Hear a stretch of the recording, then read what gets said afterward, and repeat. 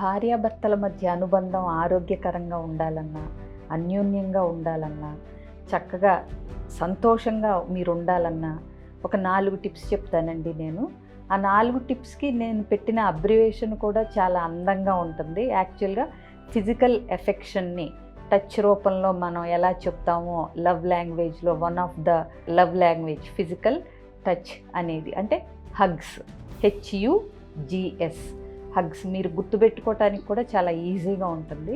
So first tip ఏంటంటే hiding is not at all advisable. అంటే దాపరికాలు వద్దండి. సో హైడింగ్ అనేది కంప్లీట్గా నో. ఫస్ట్ హెచ్ అనమాట. సో మీరు కొన్ని విషయాలు మీరు అనుకుంటారు, మా ఆవిడికి చెప్తే వద్దంటుందేమో, మా హస్బెండ్కి చెప్తే కాదంటారేమో, ఇలా అనుకుని చాలా విషయాలు దాస్తూ ఉంటారు. సో దాయటం వల్ల ఏమవుతుందంటే అండి, మీరు నిజాయితీ అనేది కోల్పోతున్నారు. అంటే ట్రస్ట్.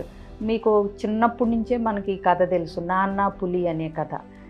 ఇలా మీకు దాచే అలవాటు ఉంది, అబద్ధాలు చెప్పే అలవాటు ఉంది అని తెలిసినప్పుడు ఏంటంటే, కొన్నిసార్లు వాళ్ళు ఒక అభిప్రాయానికి వచ్చేసిన తర్వాత మీరు ఏదన్నా ఒక జీవితంలో ముఖ్యమైన సంఘటనకి మీరు నిజం చెప్పినా సరే, మీ అలవాటు ఉంది, దాచే అలవాటు అని తెలిసినప్పుడు అది ఎక్కువ ప్రభావం చూపించి వాళ్ళు ముఖ్యమైన విషయాన్ని మీరు చెప్పేదాన్ని నమ్మే పరిస్థితిలో లేకపోవచ్చు.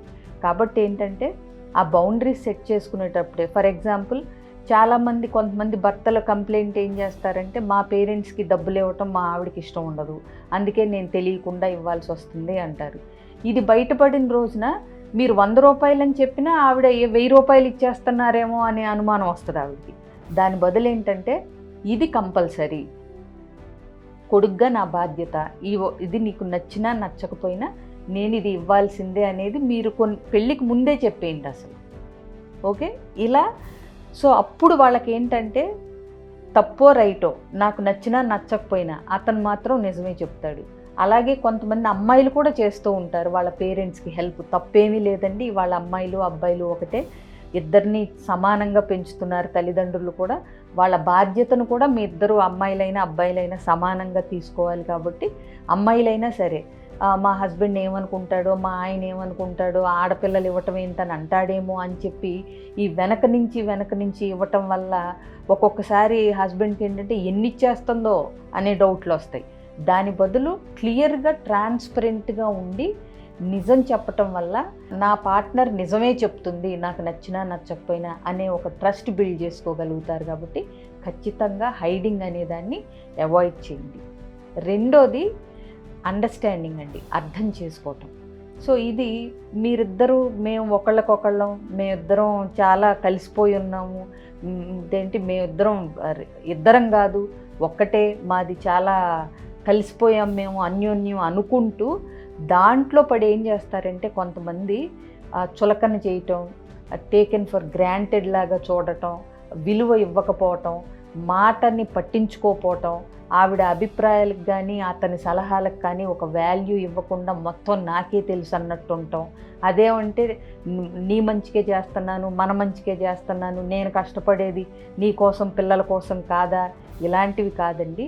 అర్థం చేసుకున్నప్పుడు ఏంటంటే, మీరు పాటించినా పాటించకపోయినా చక్కగా వినండి, ఆవిడ చెప్పేది అర్థం చేసుకోండి, ఎందుకు చెప్తున్నారు అనే దాన్ని అట్లీస్ట్ ఆ సలహా మీకు ఉపయోగపడకపోయినా విని అందులోంచి ఎంతవరకు తీసుకోవచ్చు అనేది అర్థం చేసుకుని, భార్య అయినా భర్త అయినా ఒకళ్ళు చెప్పేది ఒకళ్ళు విని, కొన్నిసార్లు వాళ్ళు చెప్పకపోయినా వాళ్ళ మౌనం వెనకాల ఏముండుంటుంది, వాళ్ళ ఈ పని వెనకాల ఏం అంతరార్థం ఉండుంటుంది అనేది కొన్నేళ్ల సాహచర్యంలో మీరు తెలుసుకోగలిగితే అర్థం చేసుకోవటంలో మీరు ముందున్నారు అనేది అర్థం చేసుకోవచ్చు. కాబట్టి ఒకళ్ళనొకళ్ళు అర్థం చేసుకుంటూ కలిసి ప్రయాణించడానికి ట్రై చేయండి. గొడవలు రావచ్చు, కానీ అర్థమైన తర్వాత గొడవలు కూడా కొన్ని అర్థవంతంగానే ఉంటాయి. గొడవల్ని చాలా తేలిగ్గా పరిష్కరించుకోగలుగుతారు. కాబట్టి భార్యాభర్తలిద్దరూ ఒకళ్ళొకళ్ళని అండర్స్టాండింగ్, అర్థం చేసుకోవటానికి ప్రయత్నించండి.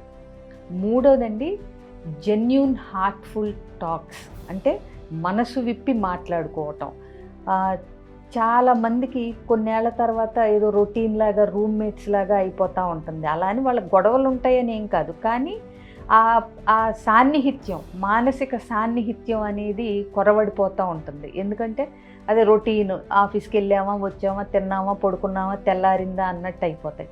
అట్లా కాకుండా ఇద్దరికి టైం దొరికినప్పుడు కామన్ పనులు అంటే వాకింగ్కి వెళ్ళటం కానీ, కలిసి ఏదన్నా మాట్లాడుకోవటం కానీ, అలాగే ఏదైనా సరే కొంతసేపు కలిసి టీ తాగటం కానీ, ఒక పూట కలిసి భోంచేయటం కానీ, తప్పకుండా ఇద్దరూ ఒక proper routine healthy life style పెట్టుకుని ఆ టైంలో మీ ఇద్దరు కబుర్లు చెప్పుకుంటానో, పిచ్చాపాటి మాట్లాడుకుంటానో, చక్కగా కలిసి కూర్చుని మాట్లాడుకున్నప్పుడు రోజులో కొంచెం సేపు అయినా అది మీ మానసిక సాన్నిహిత్యానికి దారితీస్తుంది.